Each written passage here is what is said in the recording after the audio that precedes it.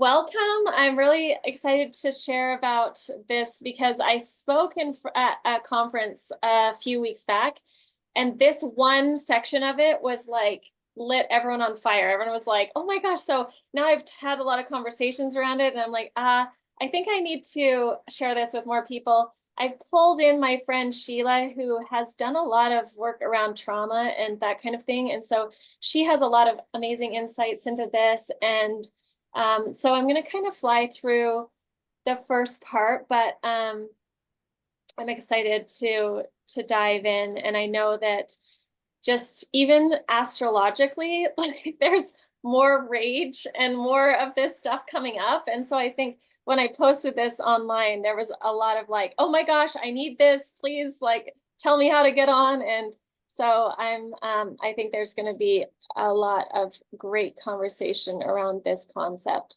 And I say for me, this is important because I worked in the field of sexual violence, domestic violence, and have worked with like my own feelings of anger after feeling victimized. And then how do you turn off that circuitry of like the pattern of always having to be angry or almost out of control angry to be heard, to be understood, for someone to stop, whatever that limit is. And really like have just worked a lot on myself and working with a lot of couples as well as feeling that vital like anger and where that comes from and how to shift that in a way that doesn't put people in the P's response, but helps them really like create the changes they need, but also in a healthier way for themselves and others. But there's a point. There's a reason why there's this energy that people feel at times. So that's why I'm here, and I love Paige. And so she said usually why people are in my things. I like Paige. I just want to like, she asked me to do it. So thank you for having me. That's a little background there. Thank you, Sheila. Yeah. Leah or Cody, do you guys want to share? Yeah, so it was interesting the timing of seeing the post that Paige put up, because I just like had what I feel like it was probably maybe the biggest meltdown I've ever had. I just think raising four girls, four teenage girls, has been exceptionally difficult, like more difficult than I could have ever imagined. And also like leaving a high demand religion that kind of had my entire life figured out for me, and then realizing that it was kind of all made up, it's difficult sometimes to deal with. And then I have family of origin stuff that's difficult. And so, yeah, and I have justice stuff that sometimes feels difficult about women in the world and about women's voices and women being heard and honored and seen and valued. And so all of those things and more bring me here today. Yeah, thank you. Thank you. That's super helpful. And Cody, is there anything you wanted to share? I know you're like on the you have 5 women in your house. And so like when I put that up, it was like, oh shoot, like this is a real thing. This is a real thing. And whether it's right or wrong or whatever, it's just the fact is this happens. And so yeah, anything you want to so not being on social media, I didn't know anything about this meeting. And so Leah said to me, she sent me a text yesterday and said, hey, Paige is giving a master class tomorrow. And I didn't even know the topic. She's like, I'd like us to both be on. I said, okay, click. Well, we'll do it. And then this morning I said to her, I said, Leah, I said, well, what's the topic for the meeting? She said, it's female rage. And my reaction was, well, I'm offended she didn't ask me to be on the panel. But that's only because, and I only say that because I'm surrounded by 5 women. But that's why it's really important to me that I'm here, is because I have a wife and 4 daughters, and because I am still learning every day how to, and I say this with all respect and honor, how to like understand women and the female gender and female human, because it's so beautiful and unique and so different from me. And some of our instinctual ways of functioning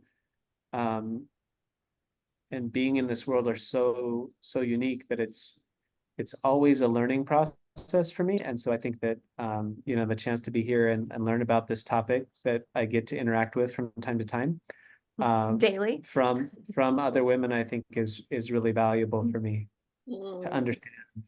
Cody, My you're wife. such a good man, and you're officially the panel. So this is like, I'm officially giving you I have that. nothing to offer, so don't ask me anything because I won't know. Well, you will, and you'll be able to share the experience. So I truly appreciate it, and appreciate that you're on, and it is super helpful actually. And I know that this is something that has a butterfly effect. When you learn it, you want to share it, and so one of like the things I learned from Sheila is just to invite you guys to share it at least with 1 or 2 other people after this, so that we can share this really powerful information. So I'm going to just jump in, and I think this is kind of a funny logo that goes with the sign of rage. Like, why would you put a big heart with lots of flowy colors? But I just kept that because I think that what we can do is transmute this into an experience where couples, humans can actually create something more. And my experience is seeing the female rage, the man shutting down, and then more separation occurring. And I just love this quote. So it's about partnerships only worth it if you are up to something so big that you can't do it on your own. Partnership involves magic, generosity, and growth.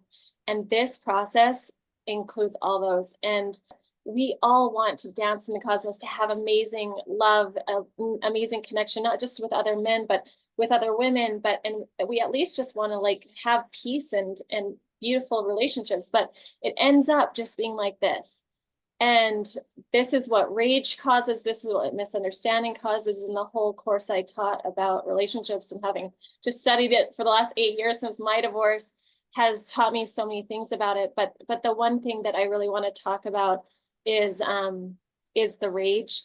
I just think this is kind of funny. So yeah, especially like, who is this woman? Like, this is not the woman I married. This is not my daughter that I raised to be respectful and kind, and she's usually so sweet, and what's going on, right? And so there's this personality, and what I've learned to call it is the rage monster from Alison Armstrong, but we all kind of have a name for this part of us that comes out sometimes. And so I want to talk about what causes it. Like, and we kind of touched on it, right? It's like for a mother to be treated by like my kids when they are so disrespectful. Like the other day, the rage monster come out because I said, get in the car, and I'm driving, and she was like, no. And like, for my daughter to just say straight up no to my face, something came out, and I got my, like, I literally got my period the next month. I mean the next day. Like, it was just all those things, or maybe that day, but it was just like the hormones, the pressure, the financial stuff that's going on, like all of the stuff. It was just so much that it just, and I was like, I'm taking every single one of your things. Like, I'm an outward rager, but this is a distinction, and it's really important to know, is like, you may be an internal rager or an external rager. So some women, like, they'll go into rage and it'll be like, oh, and they'll go in their head. And the way that you can tell is like, if you reach out to touch a woman in rage, she will recoil from you. And this is actually a really important thing to know for men, because typically if your woman is upset, touching her is something that soothes her, that grounds her, that feels good to her. But when a woman is in rage, it's like she's on fire, and you're touching a branding iron to her. When you touch her, it's like a physically painful situation. And so it's a really important thing to know. And you can kind of gauge like, oh, that's the rage monster, because I'm like, there's like a boundary there. So I want to just open it up here, and we've touched on some of these things, but like, Is there anything else, or is there any shares here on what causes the rage? What hurts so much or brings this kind of part of you out? Or you've seen your girls or other women? Leah, you unmuted. Did you have Yeah, something? this is a really good list. Yeah, I feel like all of this is true for me. I think I added a couple after I talked to you yesterday. I was like, oh, that's a good one. Disregard it, you know, or that fifth one down, I was like, that's gotta be from Leah's conversation with Paige yesterday. I would say, like, for me, because I had trauma growing up, like control. When someone, like, I'm a grown ass woman, and when someone, especially from the masculine perspective, tries to control me, yes. tell me that I'm crazy. So I consider gaslighting. So, like, lying straight to my face and validating the truth because they're trying to get out of trouble. And so it's like when my knowing is so clear that I saw this is what's really going on. And it's that, like, crazy making, you're crazy, you're making things up. That form of abuse sends me to I consider gaslighting a form of abuse. And I think it's in our overculture. You know, we do it to each other, both genders, but I think, you know, and past trauma of being, like, you know, not allowed to express what I should be expressed, like any form of control over me and lying is, yeah, it's really triggering for that's when I have my rage. yeah. So this word triggered, right? Like it's like a Yeah. triggering, and whether it and really like it's, I think a lot of what you speak to is it's not all this one situation, right? And I think history is a big part of just bringing this up. Is a lot of times this is not all just this situation, let alone all my history. It's like all women for all generations, like women have been mistreated, right? Like mothers don't get respected. It's not, I'm not even raging just about my own experience. It's like all single mothers, right? Or all wives, or all people that left the church or stayed in the church, or whatever your stuff is. It's just, it comes to a head, and there is a part of us that looks like that inside, and whatever yours looks like, right? And it's either inside or it's being expressed some way outward, but we go into this. This process is really beautiful, and you're welcome to screenshot it. You're welcome to share it with the people that you love, but I'm going to go through it because it's from all these different modalities. And one of the keys to relationship is actually having formulas and structures. I mean, in Atomic Habits, it talks about how we don't necessarily rise to our goals as much as fall to our systems. And so what these structured conversations give us is a system and a structure so that we can step out of instinct. And instinct will actually not create magical, amazing, connected relationships with other people. They're going to keep us alive.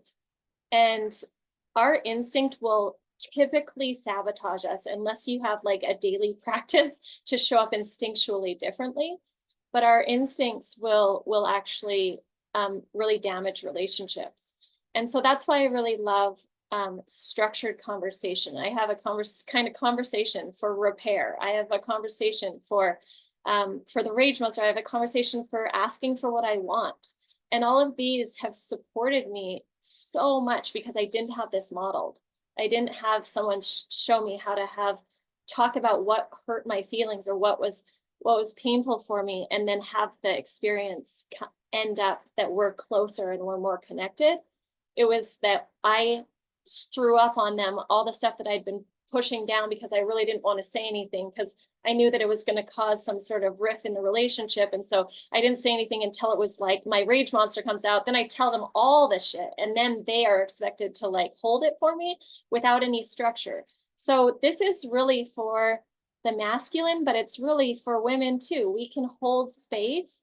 And if a female is raging at us, I just want to say, I think a couple things. Self-compassion, if you're going to start with any practice to support what Paige is leading you through from a meditative or mindfulness practice, it's the work of self-compassion, Kristen Neff's work, where you really start to find self-compassion for the part of you that, expresses your anger maybe in a way that you wish you wouldn't have, and then you go into shame and regret. And that, I think, that actually reduces shame, which then allows us to work through a change process. Unless we do shame resiliency work, there's probably a lot of people who could benefit from this, but shame kept them from even coming in, right, to this. And so shame resiliency practice with Kristen Neff, there's letter writing that you can do to really understand and give yourself coaching rather than criticism. And then I think, Paige and I were talking about, like, this is like a crisis intervention moment in a way, like when someone's really in this state of despair and unraveling. And then the ultimate goal, as Paige was talking about too, that is working to create safe spaces. So learning how to do heart regulation work, emotional regulation work, structured conversation, so that this isn't like always necessary, that this is kind of something that comes up. And so when we were talking about sharing, we were like, yeah, these are the things that can help. They might not always help, but this is kind of a crisis. The wound is blood coming out, right? And then how do we have that kind of triage, but then work to change that pattern and have support as we change that pattern. Thanks, I love Paige. that. I love Okay. that. And it goes back to let's recognize what causes the rage, and let's not get to this place. This is like a CPR class, right? And this is a lot of things that aren't, and I'm going to go through what this isn't, but what this is she's raging. What the heck do I do? Right? And I love that you said, like, if in this shame does come up, the sentence I always teach is, I did the best I could with the information I had at the time. And I've repeated that. It takes such courage to learn this new information and to be able to look at what you've done in the past and go, if I could go back in time, I would do it differently, because now I have new information, but I did the best I could with the information I had at the time, and to have compassion for yourself. So I love that sentence. I've used it probably thousands of times as I've done the personal development work. And I honor people that are willing to show up to conversations like this and to learn a different way, because it can be very triggering to the ego to see I did it wrong, or I could have done it differently, and I could have had a different outcome. So I'm noticing this is the model for, like, if I have offended somebody. But what if I'm dealing with somebody who's been hurt by somebody else? Would it be the same sort of thing, or would there be anything different added to it? Yeah, so it would just be, I'm sorry that happened. I'm sorry they did that. So let's go through it. So the first thing, don't touch her. We went through that. Then you need to regulate your own nervous system, because this is kind of like a fight and flight situation. And the intention of how you show up, if you're like, I'm sorry I did that, it's completely different experience. So you have to be coming from a place of you're dropping into your heart, and we're asking men to show up in a way that's like in the divine masculine, that's holding space. You're going to take deep breaths. You're going to regulate your nervous system. You're going to recognize I'm probably in fight or flight, but I'm going to ground down.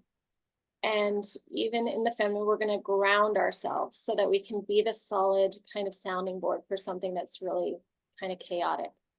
And then Paige, you're going to say, I add something to that, just to explain a little more. This is so important. When you basically, so I want you to practice. I'm going to talk, and I want you all to breathe slow and steady, counting about 5 counts in, 5 counts out, but you're not deep breathing. You're doing what they call heart focused breathing, and you're radiating feelings of ease and steadiness towards yourself and towards me, right? This is called being a bigger wave. So it protects you from getting dysregulated into your fight and flight, because you might be listening for a long time and then you flip over into attack when you can't cope anymore with listening to someone else's anger, right? And so this is like a coherent heart rhythm. that actually is helping this other person calm down by you doing this very slow, intentional deep breathing. Because normally when people yell or get upset, you hold your breath and you stop breathing, which means your heart rhythm will match theirs. And you might be in freeze response. So you want to stay out of freeze response, stay breathing. I'm going to raise my voice so you can feel it. So really commit. Your attention's on your heart. You're listening to me. And no matter how loud I get, right? No matter how mad I am, you feel that jolt and you just breathe it out. You feel that energy kind of invading your space and you're breathing it out, right? So Thank you. again, stay with that. I just wanted to give you real life practice of what Yeah, that's. and so if I were to do something like in parentheses heart math, like learn it, do it. I often think like it's like I have a heart with ears. Like sometimes when I'm doing difficult conversations, I'm like, if my face was compassionate, if I was feeling compassionate, what would my face look like? Even though my brain is going, this person's crazy, right? Like you can go, I don't agree with that. I don't agree with that. I didn't do anything wrong. So here's the thing that is really, really, really difficult, especially for the masculine to say to the feminine. I'm sorry I hurt you. I'm sorry I hurt your feelings. Or I'm sorry I hurt you. And this is important to understand in that like women literally feel a physical pain when our feelings are hurt. And so what is the most accurate language is I'm sorry I hurt you. And most men do not want to say that because I didn't hurt you. I didn't touch you. I didn't have any intention of hurting you. There's nothing about me that wants to hurt you, right? I love you and I want the best for you. Why would you say I didn't hurt you? But the fact is she's hurt. And do you want to be right or do you want to make a relationship work? And so these words are really important. It's not, I'm sorry that your feelings are hurt. Like, screw you. That's what she's going to, she'll want to punch you if you say that. So Yeah. like literally it's a physical reaction of like, if you don't say the right words, she's in this, it's so painful to be so misunderstood, right? So it's really, really important you use these words. Sheila. Yeah, I think, here's the deal. It's like, I'm sorry that when anyone feels attacked, we go into ego defense. So we are asking a lot of any human being and the masculine energy to hold that. It is a big ask. But if we can apologize when we're in a repair process of saying like, I'm sorry that I hurt you, I can see that. And I'm also wondering if we can breathe together. She may not want to, but the rage will start to go down as she gets a coherent heart rhythm, but it'll go right back up, as Paige was saying, if you apologize for her feelings. It's the universal injury of women from masculine figures. It's a form of invalidation and gaslighting when there is an injury and it's like, this is your projection. It's not real. Like, I'm not responsible for your feelings. And then this, I call it like new age abuse, I call it. As like, well, no, if you step on my foot repeatedly, it creates harm. And so, both genders just need to be able to repair and say, I love you and I'm sorry that I hurt you and I want to heal this when we can. And I will be able to better hear you if we both are calmer, but sometimes those words she's saying will get the fight to come down. Yeah, and just to tune into the like nuances of this is if you have hurt someone, like if you punch someone in the face, for you to ask them to do something for you is actually not the right place, right? So in this place, she's hurt, she's enraged. So the very best thing is to go right into the next thing, which is just to keep breathing and say, is there anything else? Now, this is an act of courage. This is courage. This is saying, I'm so here with you. I'm so sorry. I'm willing to ask you if there's anything else. Now, at this point, she's going to go into, yeah, there's everything else. And there's 20 years ago when you did this, and there's 5 years ago. And the thing about this is it's a defrag process. And if you can witness her in this, there can be a releasing of it. So it's not there next time. especially when you say, I'm sorry that I hurt you then too. I'm sorry for that too, right? And so as she defrags and she says, yeah, and that, is there anything else? Now this can be a process and this can go really fast. It just depends on what's there and how big the issue is. But as you're just there, can you feel the steadiness of the masculine in this conversation where it's like, okay, I hear you. And what I hear is that I hurt you when I did that. Did I get it? Is there anything else? Yeah, I'm sorry for that too. And it's, you do that until she takes a deep breath. You again say, is there anything else? She goes, no. At a certain point, she will reach out to you and touch you. And that's when you know that the defrag process has ended. And that's when you can hold her and she may sob. She may go back into silence. She may say thank you, but there's an energetic shift, and you'll notice it when she reaches out and touches you. There's no longer the rage, the fire's burnt out, and you've been this place to like hold the container for her. And then just hold her until she pulls away from you. So this is another thing. Now, this is not a time, once you're holding her, to start coaching her, to start saying, well, do you think that there's something that maybe you could take responsibility for, since I just was told 50 things that I did wrong, right? That's literally not the time. And if you want the rage monster to come out again, start trying to coach her or make her learn something from this. If you want your man to never do this for you again, or the person there not to ever do this again for them, then ask them to make a commitment. Well, see, you did all these things. I want you to commit to me that you won't ever do that again.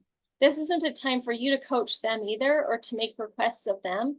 They've just generously given you a space to release and to heal. And we can actually heal each other.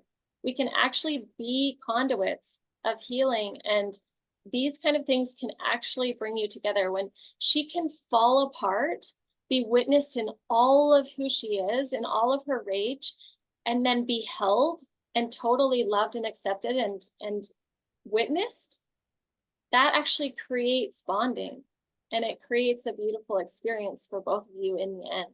Now, is it beautiful in the beginning? No, it's maybe a shit show, but it can end up being really beautiful. Sheila. Yeah, so I just want to bring in, can I share a slide though? Because I think there's one slide that explains what's happening in the nervous system that I want you to understand too. So part of this feels so good to me to hear. And there's another part of my social worker, domestic violence self that's kind of freaking out, you know, around having people even engage in states of rage. And so like, there's always this nuance around like, because sometimes people, you know, my husband, his ex-wife had a lot of rage and she would start physically beating and kicking him. And the more he was present, the more her trauma from her dad's abuse towards her and that was a completely unsafe situation for her. So we want to know the gray area of like when at any point it becomes unsafe for the other, like that's a time to be like, I love you. I care for you. I'm taking a walk. I'm not abandoning you. I will circle back. I'm coming back. 20 minutes. And it is okay. Because I think I spent years on the other side of trying to get people out of their rage pattern. And it kind of, that was our dynamic. I would sit and listen and reflect. And then that became the neural circuitry in the brain of anytime this person was upset. And so you have to, you know, take everything we're sharing and what we're using, but know that there's a certain point that the behavior becomes actually dangerous for both parties, right? If there's like attacking or a feeling where your body says at all, I'm actually not safe here, by taking these called pad interrupts and cooling off and then coming back and then cooling off and coming back. Then you, because if someone in their rage is basically cutting you to the core, like you are a terrible father, a terrible, you know, the things that come up that you don't really mean, that can create extreme rupture in the relationship. So you have to balance kind of what we're talking about. And I'm just bringing that up from a trauma perspective, because some people, maybe their rage isn't the form of attacking, pushing, spitting, poking in the chest. Like it can get there pretty quickly if someone's on the fight mode. And people go unconscious when it's that they literally feel like they're in life or death. And it isn't until they get back into their prefrontal cortex. So there's many ways to do it. So, do you want to add anything to that, Paige? The kind of what I'm Yeah, saying? like if there's a physical danger of being in the space of someone's rage, get out. Like don't do this if someone's physically abusive. This is really for people that want to, it's more for relationships that are safe and aren't. And this is actually, I should have started with this, is whenever I teach any of this information about how to relate to the sexes, I'm talking about people that are mentally well. And it doesn't apply to people with sociopathic tendencies, with narcissism, with mental illness. Like we're not teaching this to people with mental illness and with issues like that. We're having a conversation with people that are in relationships where they want to have healthy functioning, and both people are mentally well, right? So mental illness, these principles just really don't work the same way. Even with a narcissist, it doesn't work with someone who fundamentally doesn't have your well-being. Now, are they going to possibly do things that hurt you sometimes?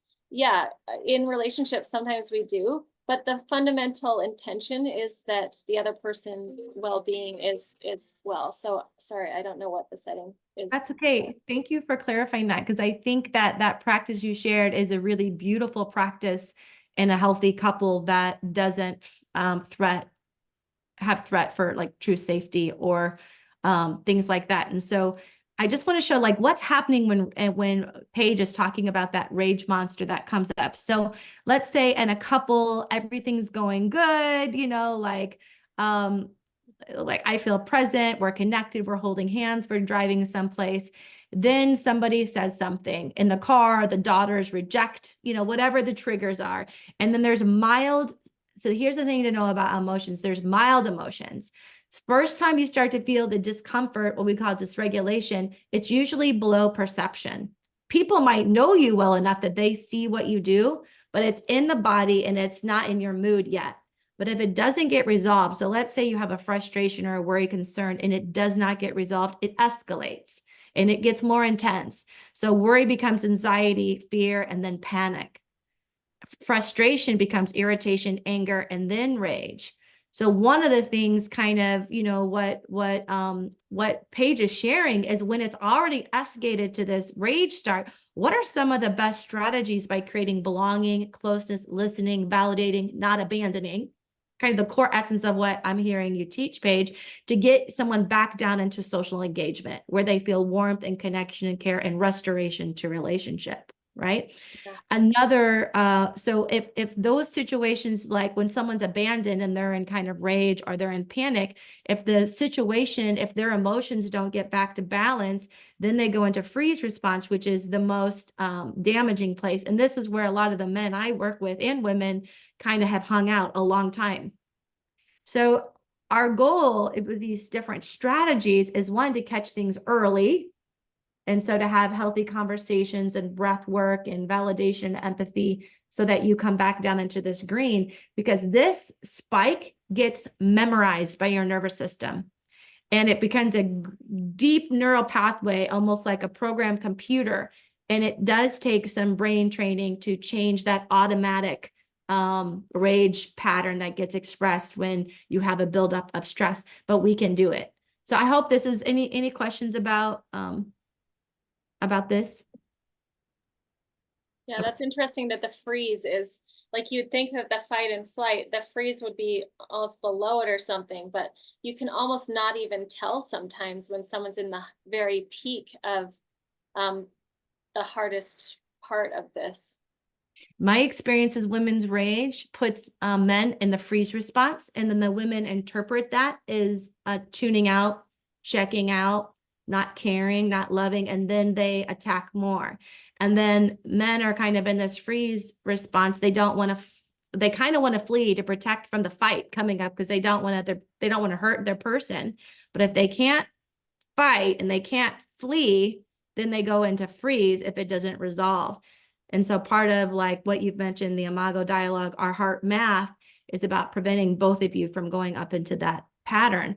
But if you have an agreement that you've negotiated, like what Paige is saying, like, hey, when I'm angry and I have gotten up to this rage point, like, I would love you to validate, to stay, don't abandon me, validate. And if I get too intense, tell me you love me, get out of the house, take a walk, give me a breath, come back, send me a kind text, you know. So I think, you know, these are all strategies that couples can negotiate. Comments from anybody, Paige or Cody or Leah, or I guess can't see the other faces. I love that. Thank you for sharing that. It's Fun. really helpful. And so at the end, I want Sheila actually to share about the Imago method, because this is something that she specializes in. It's another really powerful model so if you want to just stop sharing your screen, and I'll share mine again if I can.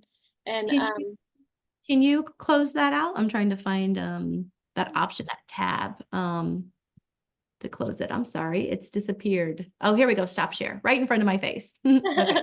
Good. Okay. So jumping back in really quick, we're here, and really what this is really powerful that I've just memorizing these 5 things. Like, this is really when we don't feel loved.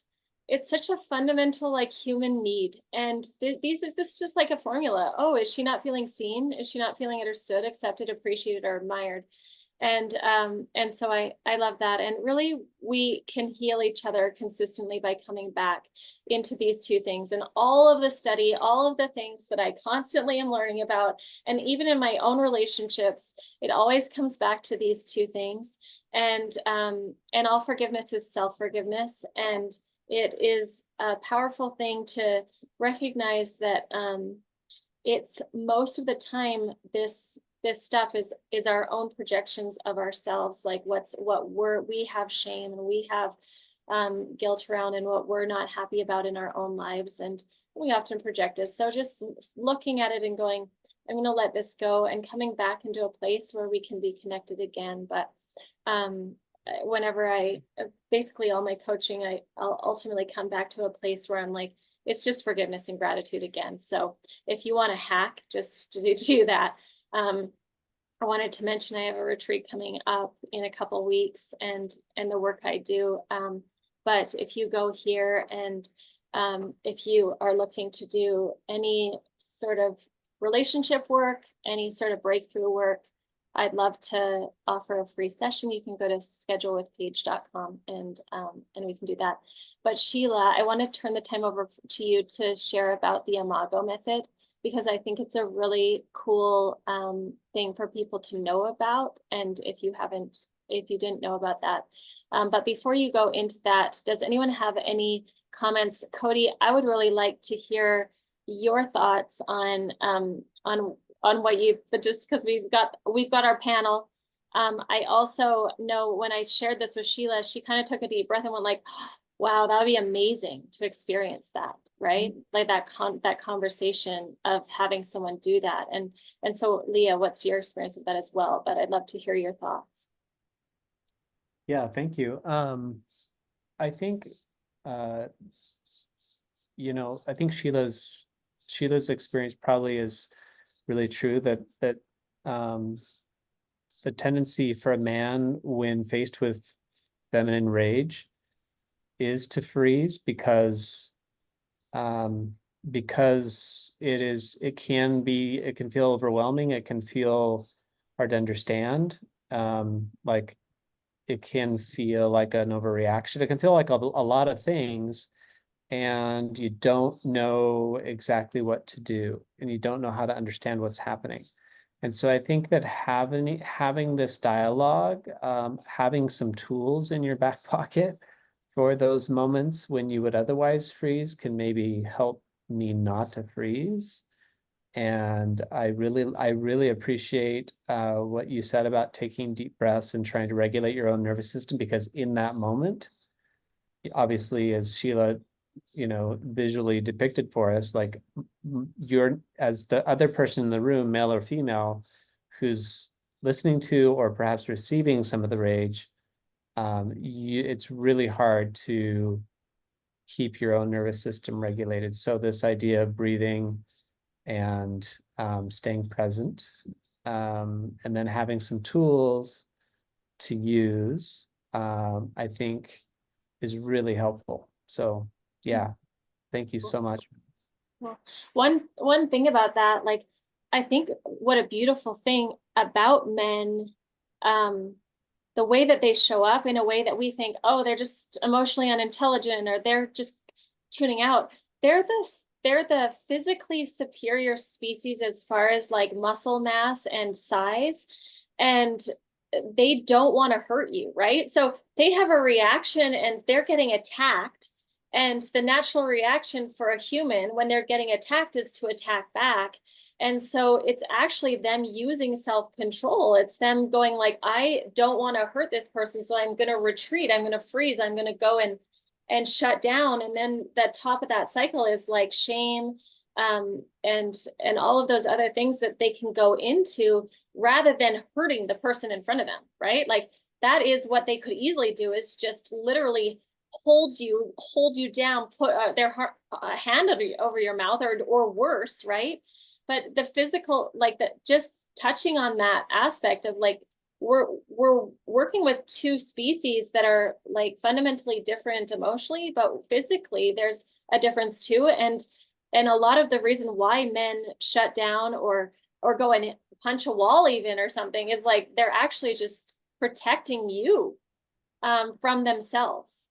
And so this is actually a way for them to show up differently that can cause connection rather than the separation that instinct, whether it's instinct to protect or instinct to defend, happens. Yeah, so thank you. Can I build on also what I think you've said? And I think another really important thing I'm learning through the Imago dialogue stuff is that when we have these moments where we rage, and when you rage, your access to memory, like we only feel our pain. We actually can't hear our own tone, and we can't see our facial expressions. So we might be glaring at someone, we might be yelling, and we don't think we're yelling.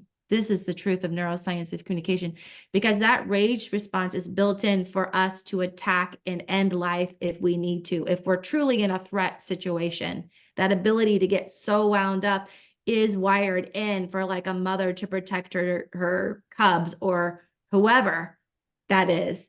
And so if we know that we're in that cycle, we likely have I think, Paige, you touched on this in the beginning, cleanup work to do.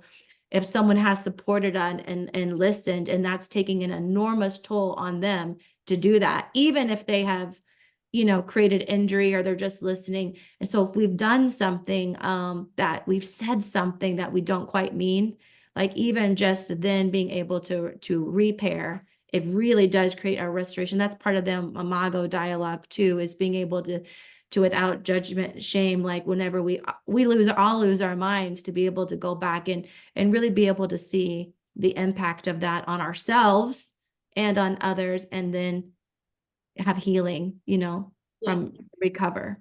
Yeah.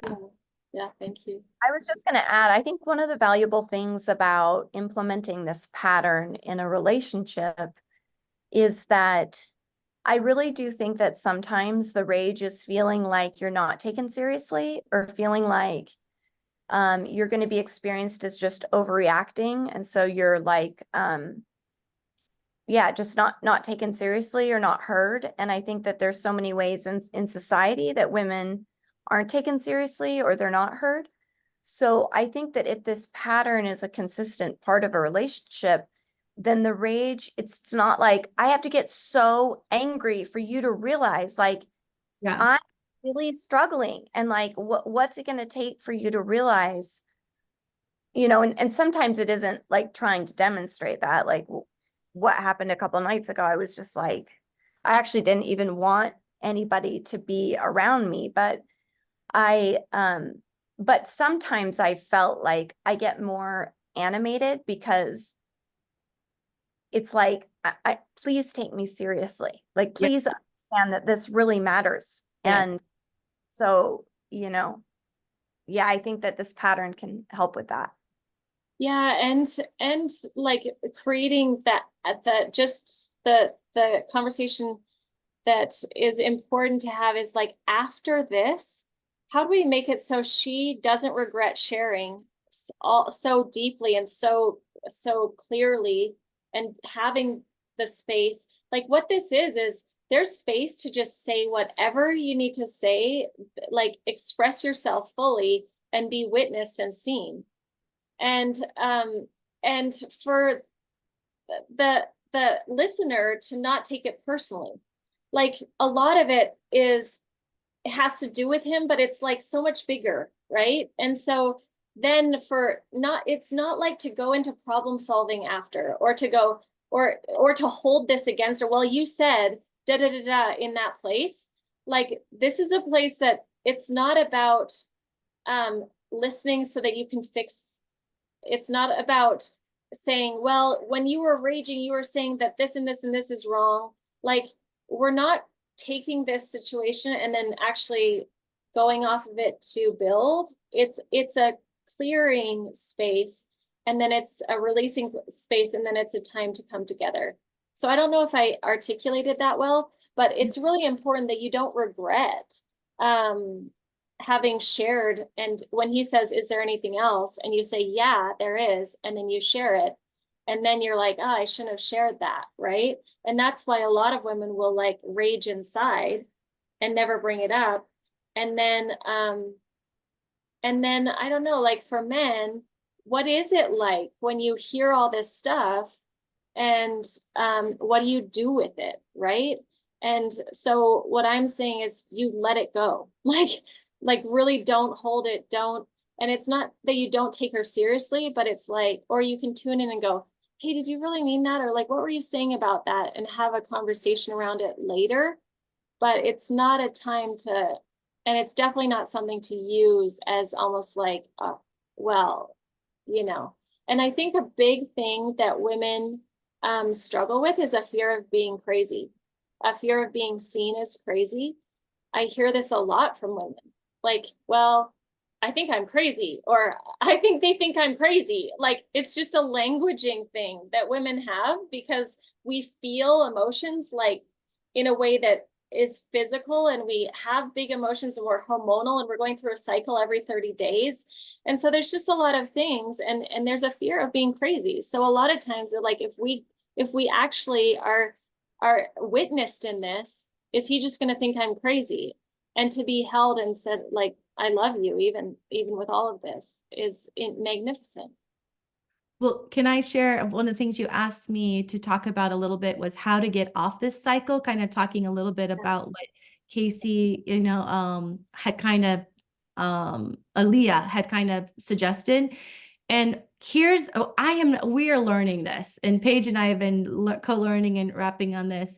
But one of the key things, it's really simple. It's like asking. So when you start to feel the bubbling of the early emotions of frustration, let's say like Leah, the kids are devaluing you, and you're starting to feel like sadness, anxiety, all the worry comes up, and it's in that light stage, right?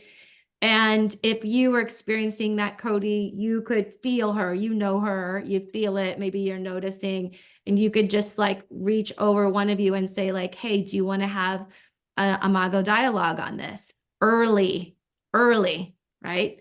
And then you ask, so in the Imago method, you only talk about things that matter if the person is fully available for you, period. So this takes, again, a lot of, so you would ask, like, I like, Paige, I want to talk about this.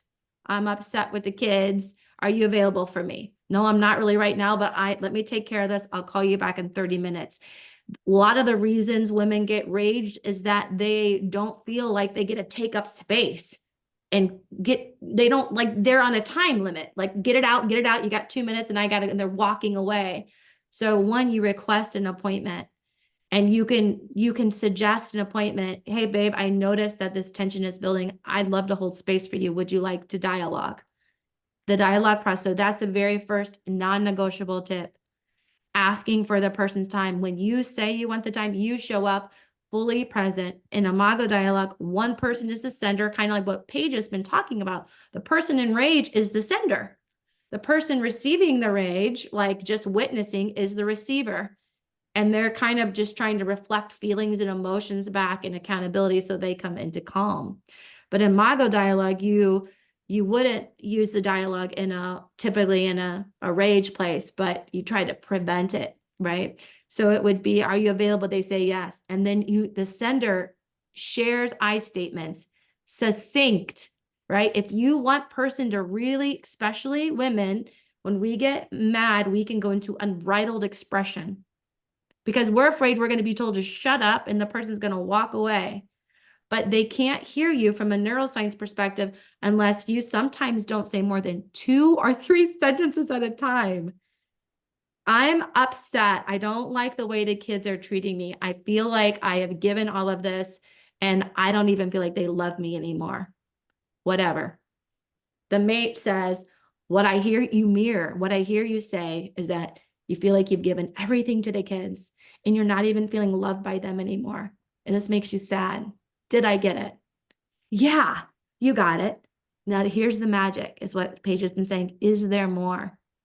Yeah, I'm really scared. What am I going to do when they're out of the house? Like, will I have a close relationship with them?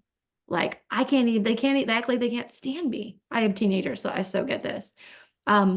So you're really I feeling. didn't talk to her at all, just so you know. You're feeling About really- I'm like, you're not what nailing your situation is, but she's nailing it. you're feeling really scared that you've invested all this time and energy and you love them and they can't even stand you being in your own space. Is that right? Did I get it? Yeah.